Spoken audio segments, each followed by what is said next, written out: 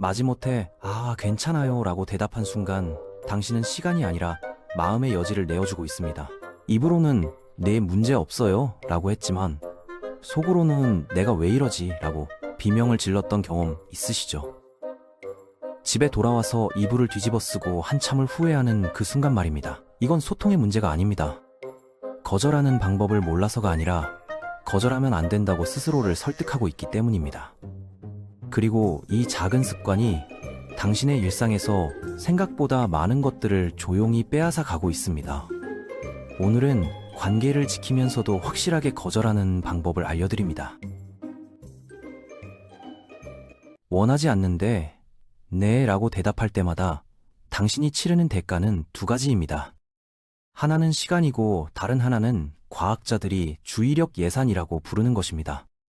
동료의 프로젝트를 억지로 돕기로 약속한 순간부터 당신은 그 일을 두려워하고 미루고 주변 사람들에게 불평하는데 마음의 에너지를 씁니다. 문제는 이 마음의 이자가 나중에 한꺼번에 청구된다는 점입니다. 피로와 짜증, 그리고 서서히 멀어지는 관계로 말이죠. 그래서 거절을 배운다는 건 단순히 시간 관리의 문제가 아니라 자신을 지키는 일입니다. 흥미로운 사실이 하나 있습니다. 성공한 사람들은 거절을 더 많이 한다는 겁니다. 그런데 중요한 건 성공하고 나서 거절하기 시작한 게 아니라는 점이에요. 거절하는 법을 먼저 배웠기 때문에 성공할 수 있었던 거죠. 당신이 존경하는 사람을 떠올려 보세요. 그 사람이 모든 제안에 네 라고 대답할 것 같나요? 아마 아닐 겁니다. 이걸 저는 허락의 역서위라고 부릅니다. 거절을 많이 할수록 오히려 사람들이 당신의 네라는 대답을 더 존중하게 된다는 거예요. 항상 동의하는 사람의 승낙과 신중하게 선택하는 사람의 승낙, 어느 쪽이 더 진심으로 느껴지나요?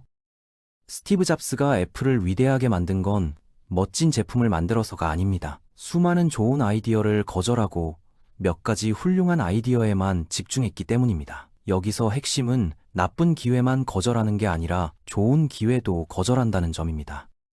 그는 이렇게 말했죠. 나는 우리가 한 일만큼이나 하지 않은 일들이 자랑스럽다. 성공 필터의 기준은 간단합니다. 이건 정말 훌륭한가? 이 질문에 확신 있게 그렇다고 답할 수 없다면 그건 아니오입니다. 우리 일상을 한번 들여다볼까요? 팀장님이 오늘 회식 가능하지? 라고 물어봅니다. 사실 당신은 오늘 꼭 해야 할 개인 일정이 있습니다. 하지만 네, 괜찮습니다. 라고 대답하고 맙니다. 왜일까요? 팀 분위기를 깨고 싶지 않아서 혼자만 빠지면 안 좋게 보일까봐, 나중에 불이익을 받을까봐. 그런데 집에 돌아와서 당신은 후회합니다. 내 시간인데 왜 내가 결정을 못하지? 명절 때도 마찬가지입니다. 시댁과 친정, 양쪽 부모님 모두 우리 집에서 보내야지 라고 하십니다. 당신은 두 집을 오가며 하루 종일 차를 타고 음식을 준비하고 온갖 질문에 답하느라 녹초가 됩니다. 명절이 끝나면 휴가가 필요할 정도죠. 하지만 제 생각은요 라고 말을 꺼내기가 어렵습니다. 부모님을 실망시키고 싶지 않으니까요. 아이를 키우는 부모라면 더 복잡합니다. 학부모 모임에서 다음 주 소풍 갈 때 간식 준비 맡아주실 수 있죠? 라는 요청이 옵니다. 당신은 이미 그 주에 중요한 업무 마감이 있습니다. 하지만 네, 제가 할게요 라고 대답합니다. 다른 엄마들 앞에서 거절하면 우리 아이가 따돌림 당할까봐, 비협조적인 부모로 찍힐까봐 걱정되는 겁니다. 많은 분들이 거절하면서 죄책감을 느낍니다. 하지만 한 가지 생각해 볼 점이 있습니다. 마지못해 네 라고 대답하는 게 정말 더 친절한 걸까요? 불만을 품고 억지로 하는 것보다 정중하게 거절하는 게 훨씬 정직한 태도입니다. 마지못해 승낙할 때 당신은 사실 2번 거짓말을 하는 겁니다. 자신의 의지에 대해 스스로에게 거짓말하고 상대방에게는 열정적인 척 거짓말하는 거죠. 거절이 관계를 망친다고 생각하시나요? 오히려 반대입니다. 억지로 동의하면서 쌓이는 불만은 관계를 더 망칩니다. 정중하게 거절하고 대안을 제시하는 사람을 보면 상대방은 오히려 이 사람은 자기 의견이 분명한 사람이구나 라고 생각합니다. 그리고 그런 사람의 네라는 대답이 훨씬 신뢰가 가죠. 또 하나 중요한 관점이 있습니다. 당신이 거절한 일은 다른 누군가에게는 기회가 될 수 있습니다. 신입사원에게는 배움의 기회, 다른 팀원에게는 능력을 보여줄 기회가 되는 거죠. 당신이 모든 일을 떠안으면 오히려 다른 사람의 성장 기회를 빼앗는 셈입니다. 이번 주부터 실천을 시작하면 어떤 변화가 올까요? 첫 번째 주에는 죄책감을 느끼는 게 정상입니다. 평생 유지해온 패턴을 바꾸는 과정이니까요. 두 번째 주 정도가 되면 뭔가 달라지기 시작합니다. 사람들이 당신의 시간을 더 존중하기 시작하고 함부로 부탁하지 않게 됩니다. 세 번째 주에는 여유 시간이 생기고 가지고 있는 줄도 몰랐던 에너지가 솟아나는 걸 느끼게 됩니다. 가장 좋은 건 당신이 네라고 대답하는 것들의 질이 올라간다는 점입니다. 억지로 하는 게 아니라 진심으로 하고 싶어서 하게 되니까요. 이제 구체적인 방법을 알려드리겠습니다. 이 방법을 브릿지 방식이라고 부르는데 다리를 태우지 않고 오히려 더 단단하게 만드는 기술입니다. 세 단계로 이루어져 있습니다. 첫 번째, 감사를 표현합니다. 먼저 제안 주셔서 감사합니다. 상대방의 제안 자체를 인정하는 겁니다. 두 번째, 현실을 솔직하게 이야기합니다. 지금은 중요한 업무에 집중하고 있어서요.